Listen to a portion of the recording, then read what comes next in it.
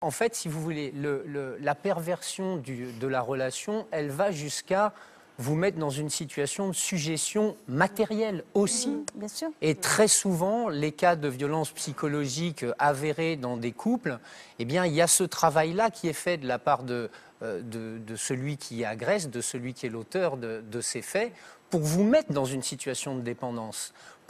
C'est comme de la drogue. Si vous n'avez jamais goûté à l'héroïne, vous ne serez jamais accro. Mais si je vous en colle dans les bras tous les jours, eh bien, quand je vous dis, attention, je vais partir, ah, mais j'aurai plus mon héroïne. Et quelque part, il y a une espèce d'addiction qui s'opère au comportement, quoi. Mais comme la drogue, ça commence par petites doses. Tout à fait. Donc c'est très compliqué, surtout dans les violences psychologiques, de savoir à quel moment on va vers l'overdose. Mais on n'est pas tous et toutes attirés par la drogue. Est-ce qu'on peut tous et toutes tomber dans ce genre de griffes? Il faut soi-même avoir un profil.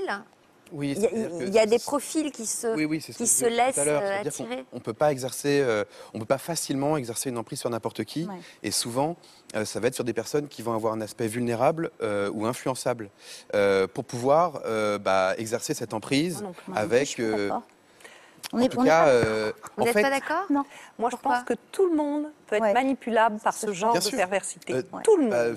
Des gens qui ont l'air très forts, qui ont un caractère très entier, qui sont des gens vivants, heureux de vivre. Oui, mais c'est pas parce qu'ils ont l'air très forts, qu'ils sont vivants, heureux, qu'il n'y a pas des petites failles. Bien sûr. Mais les failles, j'allais dire, tout le monde en a. Moi, je pense que tout le monde peut tomber sous cette emprise. Moi, je pense que la différence caractéristique, c'est le temps qu'on y reste. C'est-à-dire qu'il y a des gens qui, comme moi, mettent 10 ans à se désengluer, d'autres qui se désengluent jamais, et d'autres qui partent au bout de la première gifle ou même de la première remarque désagréable. Et ce sont effectivement ces gens-là qui ont raison, parce qu'il faut partir. Je pense que ce que Samuel veut dire, quand il vous dit, parce que le terme vulnérable, ça fait un peu bondir, c'est pas du tout ça, c'est qu'en fait, tout le monde a sa faille. Tout le monde a quelque chose. Et vous parliez tout à l'heure de cette image de la boule de terre avec l'infractuosité dans laquelle on va finir par gratter, quitte à faire exploser la boule.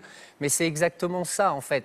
Et le challenge du pervers, il est là. Voilà. Il est de trouver de préférence une boule avec une toute petite faille, parce que si la faille est énorme, tout le monde peut s'y engouffrer, ça n'a aucun intérêt. Donc dans ce sens-là, je suis complètement d'accord avec ce que vous dites, et Samuel aussi. Mais il n'en reste pas moins que ce qui fait le talent, si j'ose m'exprimer ainsi, de ces gens, c'est leur capacité à trouver cette mini-faille dans laquelle ils vont pouvoir mettre les deux bras et finir par éclater, et éclater votre personnalité au point de vous rendre totalement dépendante à lui et ne plus dépendre que de lui pour tout.